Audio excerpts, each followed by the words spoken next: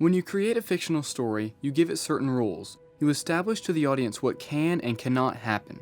For example, for Star Wars, the writers had to establish space travel, intergalactic war, artificial intelligence, aliens, the Force, and more. For Pirates of the Caribbean, the writers had to establish the non-fictional world of pirates with the fictional world of mysticism and legend. The rules of a fictional universe must be established early on in the story. If they aren't, then the audience will not believe the story later. Once you set the rules of your universe, they can't be broken, right? Today I want to look at Looper and answer this question. Does a story have to obey its own rules? Looper is a sci-fi action movie about time travel.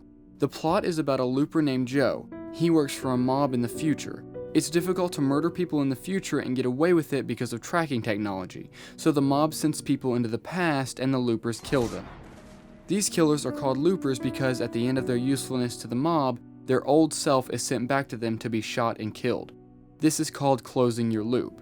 After that, you get to enjoy the next 30 years of your life. This happens to Joe just like the rest of the loopers. The problem is that his older self doesn't come back ready to die. He comes back with the intention of finding a powerful mobster from the future called the Rainmaker and kill him as a child. Also, telekinesis exists. Does that feel tacked on? Watch the movie, it feels the same way in the film as well. This is the world we are given, time travel and telekinesis. Although telekinesis feels a bit shoehorned into the beginning, the audience believes what happens in the end relating to it. But the time travel in the movie gets messy. When we watch old Joe, now young Joe in this scene, close his loop, we follow him as he goes to China and settles down with the love of his life. Then the Rainmaker comes to send him back and close his loop. Old Joe's wife accidentally dies, and old Joe begins his mission to find the Rainmaker as a child and kill him. But there's a problem. At the end of the movie, we find out that old Joe's mission to kill the Rainmaker actually creates the Rainmaker. But this cannot be the case logically. If old Joe, when he was young Joe, closed his loop and killed his older self, which we watch happen, then the Rainmaker does not exist and Joe grows up to meet the love of his life and they all live happily ever after. But if old Joe can simultaneously be the cause of the Rainmaker and a victim of him, then that would mean there are multiple streams of time, not just one. Old Joe actually alludes to this idea in the diner. Because my memories aren't really memories. They're just one possible eventuality now. And they grow clearer or cloudier as they become more or less likely. But if that's the case, then why does old Joe disappear when young Joe kills himself? By old Joe's own logic, he is just one of many outcomes. Therefore, he doesn't stop existing because old Joe and young Joe are not from the same time stream. But also in the diner, old Joe makes the case for a single time stream when he says that he remembers what young Joe does after he does it. I can remember what you do after you do it.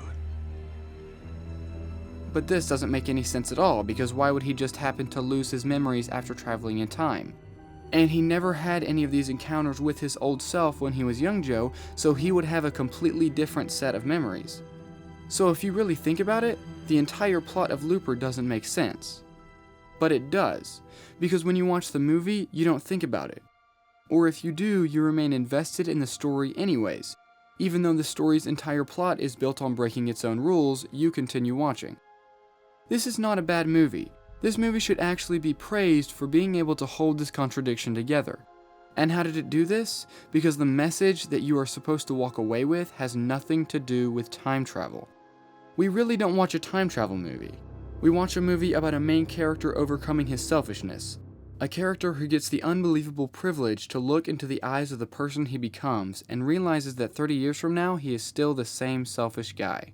We watch a movie that shows us just how much a child needs his mother. It's about how being loved changes you as a person, and not getting that love can make you a monster.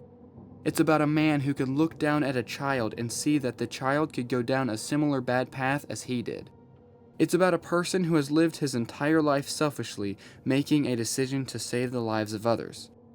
So can a movie break its own rules? Yes and no. The ultimate pass or fail is whether or not the audience believed it. Thanks for watching.